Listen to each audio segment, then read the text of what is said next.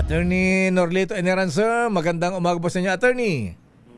Yan, magandang umaga sa iyo, Sir Deo, at sa inyong mga tagapakinig at sa mga kasama niyo dyan. Maraming salamat sa opportunity na ito para makapagpaliwanag po sa inyo. Opo, Deo lang po, Attorney, at saka si Sister L. Good morning po, Attorney. Ayan. Sister L, magandang umaga sa iyo. Good morning po. Ayan, ngayong marami na po naputol na puno dyan sa Quirino Avenue, Attorney. Ayan. Yung pong mga natitira, kasi tatamaan po nung extension ng Skyway. Ano po ang gagawin? Hukay nga po ba at itatanim ulit, Attorney, sir? Yes, tama po yan, Sir Deo. Ang ginagawa po natin ngayon is to make sure that meron tayong proper rehabilitation dun sa mga naputol na. And then dun sa mga hindi pa ay yung tinatawag natin earth bowling ang ating gagawin. At ginagawa natin dito is we're making sure that yung pagtataniman natin ay maayos. Yung pagkuha natin dito sa mga areas na ito ay angkop doon sa ating mga regulasyon para pag transplant po yan sa ibang lugar, tutubo din siya. Kaya lang kung hukay niya na Attorney Eneranza, matanda pa kay Elpidio Quirino yung mga puno na yan. Baka ang ugat yan abot na hanggang Harrison Plaza, hindi lang mga Manila Zoo. Ayan. Paano style ang gagawin niya para mabuhay pagka itinanim ulit, Attorney Eneranza? Yeah, kaya Sir Deo, tamang pag-iingat yung ating ginagawa rito.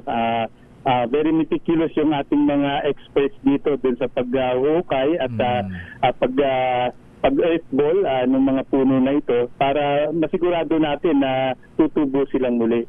So ito, may mga foresters tayo na gumagabay dun sa ating mga naghuhukay. And ngayon nga pong umaga, Sir Deo, masasaksihan natin yung pagtanim muli ng ating mga earth ball ng mga puno dito sa may hidden garden dito sa siyudad ng Manila. So ito po ay open at para po makita ng ating mga kababayan kung paano po yung proseso natin.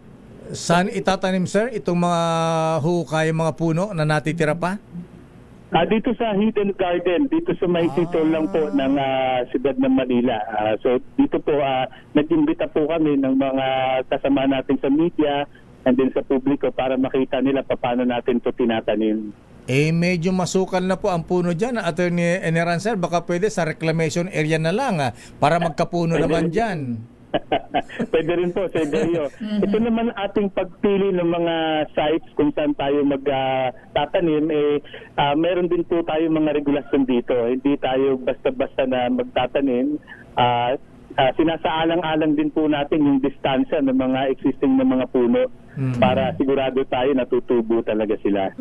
May tanong kanina si Sister El sa akin, Attorney Eneranza. Ayan na. Yung bang mga halimbawa lang, dyan sa reclamation area, tutubo yan sa buhanginan? Ikaw yung nagsabi doon. Ikaw yun. Kasi unsolicited advice ko, dyan na lang kasi tuloy-tuloy naman ang reclamation na sa Manila Bay. Wala pa mga puno. Ayan.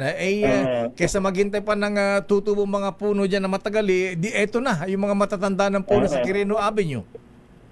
Pag-aaralan natin yan, Sir Deo, at maganda pong suggestion yan kasi kailangan ng mga puno natin minsan sa mga coastal areas para maiwasan yung soil erosion. So, mahalaga po yung ating mga puno. Sabi ko, baka pwedeng humukay ng 1 hektarya, lagyan ng lupa at doon itanim.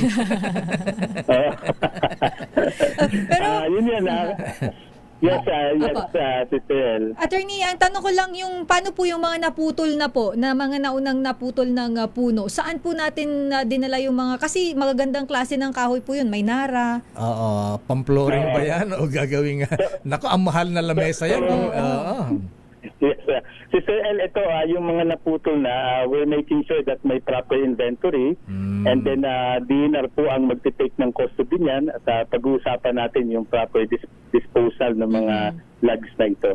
May nagsasuggest sa Attorney Eneranza na gawin daw po mga table sa mga classroom, mga public schools. Ayun. Yeah. Actually po sa Executive Order 23 nakalagay po yan kung saan po yung proper disposition ng mga puno na ito, ng mga logs. Isa po sa mga beneficiaries na binabanggit dun sa executive order ay yung ating DepEd para po sa mga Ayan, school DepEd. chairs natin. Oo. Kasama po natin sa pag-aayos dyan yung TESDA and of course yung LGUs para dun sa kung saan natin madadala yung puno. Ayan, di ba pwedeng ano yan, ibenta lang sa mga sa lumber yan at Hindi po pwede sa Ideo kasi ang priority natin is yung may donate ito sa DepEd para gawing school chairs. Ayan. So yun po yung priority natin. Ayan na, tapos yung mga estudyante sa mga vocational subject ayan silang pagawin ng lamesa. Attorney, nako, ba't mo pinutol, Isa? Ikaw talaga. Mukhang may incoming call kasi siya lakay. ganun Oo, ba? may Ayan. nagtututut eh. Anyway, Attorney Okay Eniran, na. sir. Thank Ayan, you, pwede attorney. na. Ayan, Oo.